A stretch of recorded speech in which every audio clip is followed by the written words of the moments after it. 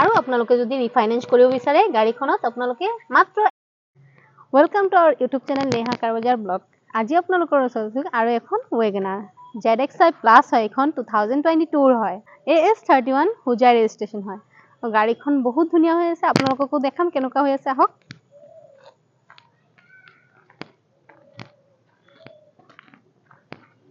Tyre condition চাওক, গ্ৰিপসমূহ দেখা পাইছে, বহুত ধুনীয়া হৈ আছে আৰু এলয় হুইল পাই যাব। লুকিং গ্লাছত ইন্ডিকেটৰ পাই যাব আৰু গাড়ীখনত কোনো স্ক্ৰেচ নাইকা আৰু কালাৰটো খুবেই ধুনীয়া, গ্ৰে কালাৰ। ৰিয়েৰ গ্লাছত ডিফগাৰ আৰু স্পয়লাৰ পাই যাব, বেক ৱেপাৰ আছে।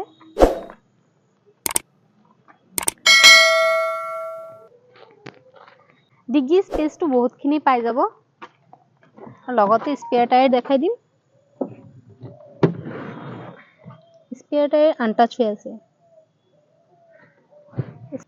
ইঞ্জিনৰ কন্ডিশন একদম ধুনীয়া হৈ আছে, সিল আছে, 4 সিলিন্ডাৰ হয় আৰু ব্যাটাৰী কন্ডিশন নতুন হৈ আছে।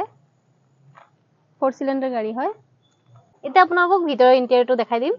4 পাৱাৰ উইন্ডো পাই যাব। লুকিং গ্লাছটো ভিতৰৰ পৰা এডজাষ্ট হৈ যাব। অটো হয় লুকিং গ্লাছটো। এয়াৰবেগ দুটা পাই যাব। স্টিয়াৰিংৰ পৰা মিউজিক সিস্টেম কন্ট্ৰোল হৈ যাব। কোম্পানী ফিটেড মিউজিক সিস্টেম পাই যাব। এসি হিটাৰ পাই যাব। 5 গিয়াৰৰ গাড়ী হয়, ৰিভাৰ্স লৈ 6 গিয়াৰ হয়। বেক সাইডৰ সিট বিলাক চাওক, বহুতে ধুনীয়া হৈ আছে। সিট কেৱল লগোৱা আছে, একো কৰিবলগীয়া কাম নাই। আৰু আপোনালোকে যদি ৰিফাইনেন্স কৰিব বিচাৰে গাড়ীখনত আপোনালোকে মাত্ৰ 1 লাখ বা 1,20,000 টকা দিলে ইজিলি ৰিফাইনেন্স কৰি উলাই ল'ব পাৰিব। 8,000 সামথিং চলিছে গাড়ীখন।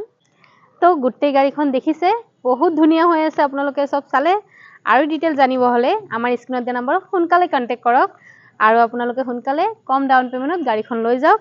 আৰু এনেকৈ ভিডিও পাবলৈ হলে আমাৰ চেনেলটো সাবস্ক্ৰাইব কৰি দিব, লগতে বেল আইকনটো প্ৰেছ কৰি দিব আৰু আমাৰ ভিডিওটো লাইক কমেন্ট শ্বেয়াৰ কৰি দিব যাতে আপোনালোকে এনেকৈ গাড়ীৰ ভিডিও পাই থাকে।